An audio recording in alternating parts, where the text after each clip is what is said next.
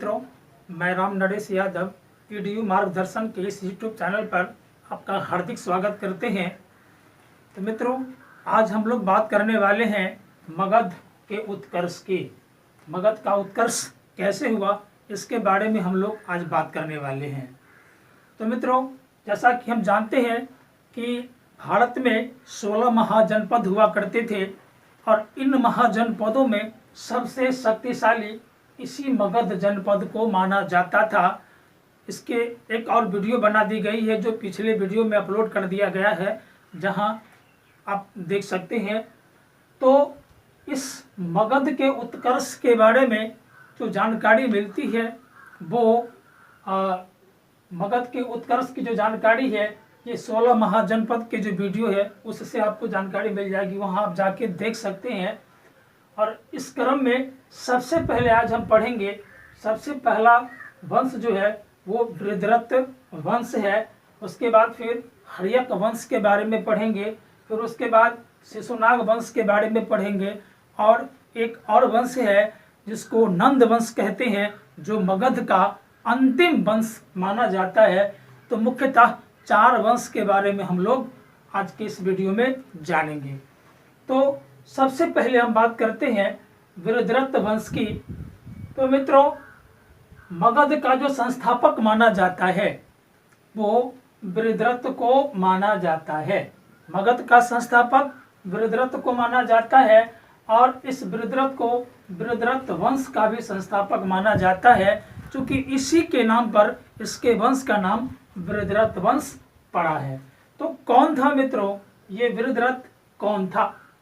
तो ये चेदी नरेश, चेदी राजा वसु थे, इसी वसु का पुत्र है। तो ये चेदी राजा वसु के पुत्र थे। ये उल्लेख हमें कहाँ से प्राप्त होता है? तो ये उल्लेख हमें महाभारत से प्राप्त होता है और पुराणों से प्राप्त होता है, अर्थात 2 स्रोत महाभारत और पुराण, जहाँ से हमको ये पता चलता है कि चेदी राज वसु के पुत्र बृहद्रथ थे, जिन्होंने मगध में बृहद्रथ वंश की स्थापना की, और मगध के संस्थापक भी बृहद्रथ को ही माना जाता है। अब बृहद्रथ के बाद जो हमको याद रखनी है वो बृहद्रथ का एक पुत्र हुआ जो जरासंध कहलाया। जरासंध बड़ा ही प्रतापी और बड़ा ही शक्तिशाली शासक था। इसका भी उल्लेख महाभारत में मिलता है। यहाँ यदि आप महाभारत देखे होंगे तो आपको पता होगा मित्रों कि जरासंध को किसने पराजित किया था। तो जरासंध को भीम ने पराजित किया था और कृष्ण के सलाह पर इसको पराजित किया गया था भीम के द्वारा, जो कि बड़ा ही शक्तिशाली शासक था। तो जरासंध ने जो अपनी राजधानी बनाया वो गिरिव्रज को बनाया, अपनी राजधानी गिरिव्रज को, और गिरिव्रज और वसुमती के नाम से भी जाना जाता है, और कुशाग्रपुर। 3 तरह के राजधानी का उल्लेख मिलता है। राजधानी गिरिव्रज, वसुमती या कुशाग्रपुर, ये किसने बनाया राजधानी? तो जरासंध ने बनाया। अब बात कर लेते हैं बृहद्रथ वंश के जो अंतिम शासक है। तो अंतिम शासक रिपुंजय है। बृहद्रथ वंश के अंतिम शासक रिपुंजय है। तो दोस्तों, इस वीडियो में उन्हीं तथ्यों को संकलित किया गया है जो आपके परीक्षा के दृष्टिकोण से महत्वपूर्ण है। तो एक बार देख लेते हैं क्विक रिवीजन में कि बृहद्रथ वंश, इसके जो संस्थापक थे वो बृहद्रथ थे। बृहद्रथ के नाम पर ही इस वंश का नाम बृहद्रथ वंश पड़ा है। मगध का संस्थापक भी बृहद्रथ को माना जाता है। और ये बृहद्रथ कौन थे? चेदी राज वसु के पुत्र थे। और इसका उल्लेख कहाँ से मिलता है? तो महाभारत से मिलता है और पुराणों से मिलता है। और बृहद्रथ का जो पुत्र था वो जरासंध, जो अत्यंत ही प्रतापी और शक्तिशाली शासक थे मगध के, जिसको भीम ने पराजित किया था मल्ल युद्ध में। फिर जरासंध ने अपनी राजधानी बनाई कहाँ? गिरिव्रज। इसे वसुमती भी कहा जाता है और कुशाग्रपुर भी कहा जाता है। और अंतिम शासक जो हुए हैं बृहद्रथ वंश के, वो रिपुंजय थे। अब दूसरी वंश की हम बात करें तो दूसरा वंश हमारा है हर्यक वंश। इस वंश को पृत्रहंता वंश भी कहा जाता है। तो क्यों कहा जाता है मित्रों हर्यक वंश को पृथहंता वंश? चूंकि इस वंश में जो शासक हुए अपने पिता की हत्या कर ही राजगद्दी को हथिया लिया था, इसीलिए अपने पिता की हत्या करने के कारण ही इस वंश का नाम पृथहंता वंश भी कहा जाता है। तो आज हम फिर आगे बात करेंगे हर्यक वंश, जिसे पृथहंता वंश कहा जाता है। और इस वंश के जो संस्थापक थे वो बिंबिसार थे। इस वंश के संस्थापक, हर्यक वंश के संस्थापक कौन थे? तो बिंबिसार थे, जिसका शासनकाल 544 ईस्वी पूर्व से लेकर 492 ईस्वी पूर्व तक रहा है। 544 से लेकर 492 ईस्वी पूर्व तक बिंबिसार का शासन रहा है। और इसका कुछ उपनाम है। तो क्या क्या उपनाम है, क्या क्या कहा जाता है बिंबिसार को? तो ये क्षेत्रोजस कहा जाता है, श्रोणिक कहा जाता है, सैन्य कहा जाता है। तो बिंबिसार का नाम क्षेत्रोजस कहाँ उल्लेख मिलता है? तो ये मत्स्य पुराण में इसका उल्लेख मिलता है। तो ये बात भी हमको याद रखनी है कि हर्यक वंश के जो संस्थापक थे बिंबिसार, इसका नाम क्षेत्रोदस का उल्लेख कहाँ से प्राप्त होता है? तो ये मत्स्य पुराण से इसका उल्लेख मिलता है। श्रोणिक, इसका उल्लेख कहाँ से मिलता है? तो जैन साहित्य से मिलता है। जैन साहित्य में बिंबिसार को श्रोणिक कहा गया है, मत्स्य पुराण में क्षेत्रोजस कहा गया है, और सैन्य भी कहा गया है। इसका नाम क्यों कहा गया है सैन्यों? क्योंकि मित्रों बिंबिसार एक विशाल सेना, ये पहला शासक थे जिन्होंने मगध में एक विशाल सेना रखा था, विशाल सेना को बनाया, और अपने सेना में हाथी को भी ये पहली बार शामिल किया था। तो इस तरह से सैन्य इसलिए कहा गया क्योंकि इन्होंने विशाल सेना का निर्माण किया था। और इतनी बड़ी सेना का निर्माण किया तो इन्होंने साम्राज्य विस्तार की दिशा में भी पहल किया। और साम्राज्य विस्तार के दिशा में जो प्रमुख आधार रहा है वो वैवाहिक संबंध रहा है। ये क्रूर शासक नहीं थे, इतने क्रूर कि वो आक्रमण करके दूसरे राज्यों पर अधिकार करते। इन्होंने अपने साम्राज्य को विस्तार करने के लिए वैवाहिक संबंध को प्राथमिकता दी। तो आइए हम अब देख लेते हैं कि किस किस राज्य को किस तरह से वैवाहिक संबंध स्थापित कर अपने साम्राज्य का विस्तार किया। तो इसमें सबसे पहला है कौशल राज्य को। तो कौशल के एक राजा हुआ करते थे प्रसेनजीत, जो कि प्रतापी राजा थे। उसकी बहन कौशला देवी से विवाह का संबंध स्थापित किया। तो कौशल नरेश प्रसेनजीत की बहन कौशला देवी से विवाह कर यहाँ अपने साम्राज्य का विस्तार किया और कौशल नरेश से काशी को दहेज में प्राप्त किया। इस तरह से कौशल के क्षेत्र काशी पर अब बिंबिसार का अधिकार हो गया। फिर उसके बाद लिच्छवी नरेश जो चेटक थे, चेटक की बहन चेलना से विवाह किया, तो लिच्छवी के क्षेत्र में भी इसका अधिकार हो गया। फिर उसके बाद मद्र नरेश जो कि पंजाब क्षेत्र में पड़ता था, उसकी पुत्री थी खेमा, और खेमा से विवाह कर अपने साम्राज्य को पंजाब तक पहुंचा दिया। और फिर ये विदेह की पुत्री विदेहवासिनी, जो कि मिथिला क्षेत्र के नाम से जाना जाता है, हम लोग विदेह को मिथिला के क्षेत्र से भी नाम जानते हैं। तो इसकी पुत्री विदेहवासिनी से भी वैवाहिक संबंध स्थापित किया और अपने साम्राज्य का विस्तार विदेह तक किया। इस तरह से देखते हैं साम्राज्य विस्तार के दौर में बिंबिसार ने वैवाहिक संबंध को स्थापित किया। और वैवाहिक संबंध में सबसे पहला उन्होंने कौशल नरेश प्रसेनजीत की बहन कौशला देवी से विवाह कर काशी को दहेज में प्राप्त किया और काशी के क्षेत्र पर अपना अधिकार किया। दूसरा लिच्छवी के राजा चेटक थे, जो बड़ा ही शक्तिशाली शासक थे। उसकी बहन चेलना से विवाह किया और फिर लिच्छवी पर अपना क्षेत्र विस्तार किया। फिर मद्र नरेश की पुत्री खेमा से विवाह किया और विदेह की पुत्री विदेहवासिनी से विवाह कर अपने साम्राज्य का विस्तार किया। फिर आगे देखते हैं कुछ और भी है। ये अंग अंग के राजा ब्रह्मदत्त थे। ब्रह्मदत्त पर आक्रमण किया था बिंबिसार ने और आक्रमण कर ब्रह्मदत्त को परास्त किया और इसको पराजित कर अंग पर भी अपना पताका लहराया और अंग पर पताका लहराकर अंग के जो राजा बनाया वो अपने ही पुत्र अजात शत्रु को वहां का राजा बना दिया, उपराजा बना दिया। इस तरह से अंग एक ऐसा क्षेत्र था जहां बिंबिसार ने अपने सैन्य प्रक्रिया के द्वारा अंग को अपने साम्राज्य के अधीन किया और ब्रह्मदत्त को हराकर और वहां अपने ही पुत्र अजात शत्रु को वहां का राजा बना दिया। तो बिंबिसार का पुत्र तो अजात शत्रु था मित्रों, लेकिन उसकी माता कौन थी? तो यही चेलना इसकी माता थी, जो चेटक की बहन थी। लिच्छवी गणराज्य के राजा चेटक की बहन चेलना से उत्पन्न पुत्र ही था अजात शत्रु। तो इस तरह से अंग को भी अपने साम्राज्य में मिलाया। फिर आगे बात करते हैं गंधार की। तो गंधार के राजा पुष्कर सारी थे। तो पुष्कर सारी से बिंबिसार ने मित्रता का संबंध स्थापित किया और अपने साम्राज्य को गंधार तक फैला दिया, जो आज के पाकिस्तान के क्षेत्र में पड़ता है। उस समय भारत के पश्चिमोत्तर क्षेत्र में पड़ता था। तो इस तरह से देखते हैं कि मगध का साम्राज्य पश्चिमोत्तर भारत तक बिंबिसार ने पहुंचा दिया था। फिर बात करते हैं अवंती की।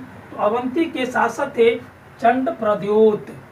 तो चंडप्रद्योत एक बार बहुत बीमार पड़ा हुआ था और बीमार पड़ने के कारण ये बिंबिसार ने अपने एक वैद्य थे उसके दरबार में, जिनका नाम था जीवक, और इस जीवक वैद्य को चंडप्रद्योत के उपचार हेतु बिंबिसार ने भेजा था। और उसके बाद जिसके कारण से अवंती के जो शासक थे चंडप्रद्योत लगभग 80,000 गांव ये बिंबिसार को दे दिए थे। तो इस तरह से अवंती तक साम्राज्य इसका फैल गया, बिंबिसार ने फैला दिया। तो अब हम बात करते हैं इसके जो दूसरे शासक हुए हैं, हर्यक वंश के जो दूसरा शासक बिंबिसार के बाद बिंबिसार का पुत्र अजात शत्रु हुआ है। तो ये अजात शत्रु ने 492 ईस्वी पूर्व में अपने ही पिता बिंबिसार की हत्या कर राजगद्दी पर बैठा था।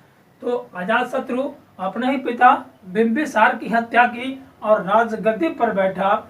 ये 492 ईस्वी से लेकर 460 ईस्वी पूर्व तक, 92 ईस्वी पूर्व से लेकर 460 ईस्वी पूर्व तक शासन किया मगध पर, और इसको कुनिक के नाम से भी जाना जाता है। इसका उपनाम कुनिक है। तो अजात शत्रु के बारे में जो सबसे महत्वपूर्ण बात हमको याद रखनी है, जहां से प्रश्न पूछी जाती है, वो है प्रथम बौद्ध संगति का आयोजन इसी के शासन काल में हुआ था। और इसी वो वही वर्ष है 483 BC, जब गौतम बुद्ध का महापरिनिर्वाण हुआ था। और इसी वर्ष प्रथम बौद्ध संगति का आयोजन किया गया था। कब किया गया था?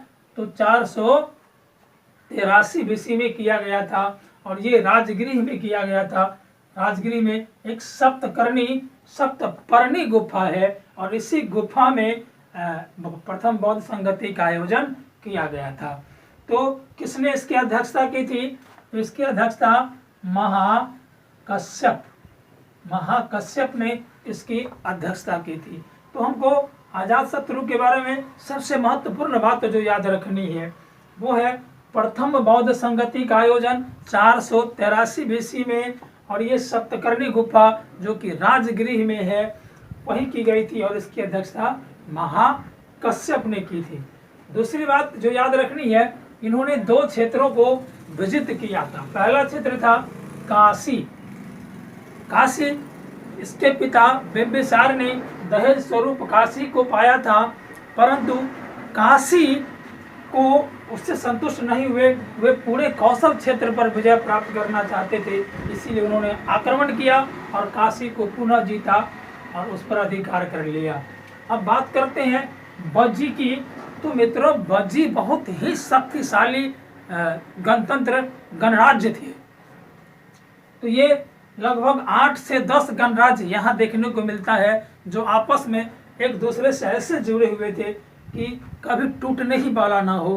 तो यहाँ कूटनीति का सहारा लिया अजातशत्रु ने और अपने प्रसिद्ध मंत्री सुनिधि और वस्यकार को भेजा। सुनिधि और वस्यकार जो कि अजातशत्रु के मंत्री थे, इन्होंने बज्जी के जो संघ थे उसमें अपने बुद्धि और विवेक से फूट डलवा दिया और फूट डलवा जाने के कारण ये कमजोर पड़ गए और फिर इस पर आक्रमण कर बज्जी को भी अपने अधिकार में कर लिया। तो ये वही बज्जी है मित्रों जो इसका ननिहाल है, अजातशत्रु का ननिहाल है। तो अपने ही ननिहाल पर आक्रमण करवाया था। इतना ही नहीं, इन्होंने अपने पिता बिंबिसार की भी हत्या करवाई, फिर अपने ननिहाल पर भी आक्रमण करवाया। क्योंकि हमने पढ़ चुका है कि लिच्छवी गणराज्य के जो चेटक थे महान शासक, उसकी बहन चेलना का ही पुत्र अजातशत्रु था। तो इसका ननिहाल हो गया, तो अपनी ननिहाल तक को अजातशत्रु नहीं छोड़ा। और इस युद्ध में जिस अस्त्र का प्रयोग किया गया था वो अस्त्र जो था वो रथ मुसला और महाशिला कंटक थे। यहाँ से भी कई बार प्रश्न पूछे गए हैं। अगर प्रश्न आता है कि महाशिला कंटक क्या है, रथ मुसला क्या है, तो ये दोनों अस्त्र है किस युद्ध में प्रयोग किया गया था, तो बज्जी संघ के युद्ध में प्रयोग किया गया था। और एक बात और यहाँ ध्यान रखेंगे हम कि कौशल नरेश की पुत्री वजीरा का जो विवाह हुआ वो अजातशत्रु के साथ हुआ था। कौशल नरेश प्रसेनजीत की पुत्री। अब यहाँ देखिए मित्रों कि कौशल नरेश की जो बहन थी कौशला देवी, उनका विवाह बिंबिसार से हुआ। अजातशत्रु के पिता बिंबिसार से हुआ और कौशल नरेश की पुत्री, प्रसेनजीत की पुत्री जिनका नाम था वजीरा, इनका विवाह अजातशत्रु से हुआ। तो अब बात करते हैं कि राजगृह का दुर्गीकरण किसने किया, तो राजगृह का दुर्गीकरण अजातशत्रु ने किया। राजगृह को राजधानी किसने बनाया, तो राजगृह को राजधानी बिंबिसार ने बनाया। यदि राजगृह का दुर्गीकरण किसने किया ये प्रश्न आता है, तो दुर्गीकरण अजातशत्रु ने किया था। तो इस समय मित्रों एक भास नाम के प्रसिद्ध कवि थे जिन्होंने स्वप्नवास दत्ता की रचना की। स्वप्नवास दत्ता की रचना की। तो इस भास द्वारा रचित स्वप्नवास दत्ता में ये उल्लेख मिलता है कि अजातशत्रु अपनी पुत्री पद्मावती का विवाह एक वत्स के राजा थे उदयन के साथ किया। ये उदयनी मगध के शासक उदयनी नहीं है, ये उदयन वत्स के राजा थे और ये उदयनी ये मगध के राजा थे। तो यहाँ पद्मावती का विवाह वत्सराज उदयन के साथ हुआ और पद्मावती कौन थी, तो ये अजातशत्रु की पुत्री थी। अब ये बात करते उदयनी की। इसके जो अगले शासक हुए वो उदयनी हुए जो प्रतापी थे और इसका शासन काल जो रहा है 460 बीसी से लेकर 445 बीसी तक। और उदयनी के बारे में, उदयनी के संदर्भ में जो बात हमको याद रखनी है कि इन्होंने अपनी राजधानी को पाटलिपुत्र बनाया। अपनी राजधानी को पाटलिपुत्र बनाया। तो ये पहले राजधानी राजगृह था जिसको बिंबिसार ने बनाया और राजगृह का दुर्गीकरण किसने किया, अजातशत्रु ने किया। लेकिन जब उदयन हुए तो उदयन भी एक शक्तिशाली शासक थे। इन्होंने अपनी राजधानी को पाटलिपुत्र को बनाया। क्यों बनाया पाटलिपुत्र, क्योंकि पाटलिपुत्र जो था वो गंगा और गंगा की सहायक नदी सोन और बागमती, इन तीनों नदी के दोआब के क्षेत्र में पटना बसा हुआ है, जो वो क्षेत्र बड़ा ही उपजाऊ हुआ। इसके कारण से इस क्षेत्र को अपनी राजधानी बनाया। तो कहाँ बनाया राजधानी उदयनी, तो ये पाटलिपुत्र को बनाया। इसका जो अन्य शासक है, अन्य शासक जो हुए वो अन्य शासक में मुंडक हुए, नागदशक हुए, जो कि अत्यंत ही कमजोर शासक हुए। उदयन के बाद जो शासक आया वो बहुत ही कमजोर हुए और ये शासक अपने भोग विलासिता में लीन होकर जीवन व्यतीत करते थे। वो बिंबिसार, अजातशत्रु और उदयन की तरह शक्तिशाली और प्रतापी नहीं थे, जिसके कारण से यहाँ हर्यक वंश का पतन हो जाता है और हर्यक वंश के जो अंतिम शासक थे वो नागदशक को माना जाता है। शिशुनाग वंश के संस्थापक शिशुनाग थे, जो वैशाली से संबंधित है, वैशाली के रहने वाले थे। इन्होंने शिशुनाग वंश की स्थापना की और शिशुनाग का जो कार्यकाल रहा है वो 412 से लेकर 344 ईस्वी पूर्व तक। और शिशुनाग वंश के शासक संस्थापक शिशुनाग ने अपनी राजधानी पाटलिपुत्र से वैशाली को बना दिया और इन्होंने इनके बारे में 2 क्षेत्र पर जो इन्होंने विजय किया था ये याद रखनी है। ये अवंती का क्षेत्र और वत्स के क्षेत्र को आक्रमण कर इस क्षेत्र को विजित किया हुआ था।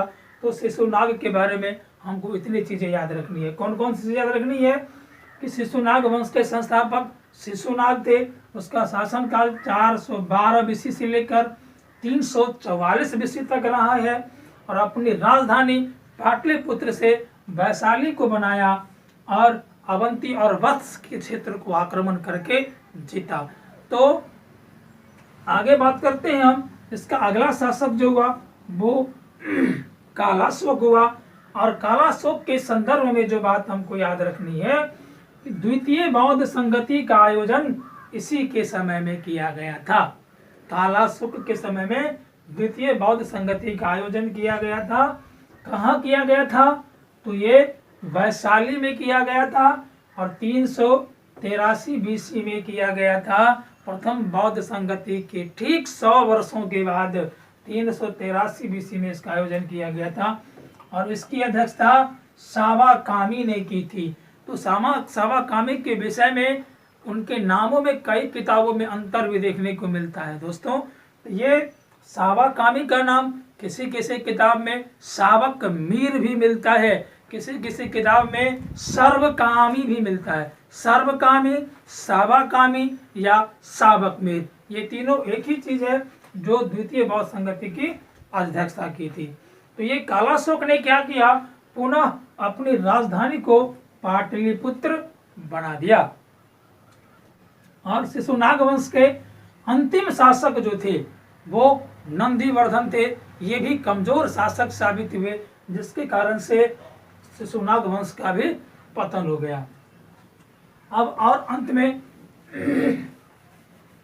एक और वंश की हम बात करेंगे जो मगध के अंतिम वंश माने जाते हैं, वो था नंद वंश। नंद वंश, नंद वंश के संदर्भ में जो बातें हमको याद रखनी है मित्रों, तो इसकी जो स्थापना किया था, नंद वंश की स्थापना किया था, उनका नाम था महापद्म नंद। मित्रों, ये शूद्र शासक थे, ये शूद्र शासक थे। अभी तक जो हमने पढ़ा वो शासक था क्षत्रिय, लेकिन महापद्म नंद एक शूद्र शासक थे। इन्होंने क्या किया? मगध के या मगध से बाहर भी कई क्षत्रियों का विनाश किया। इसी कारण से इसे सर्व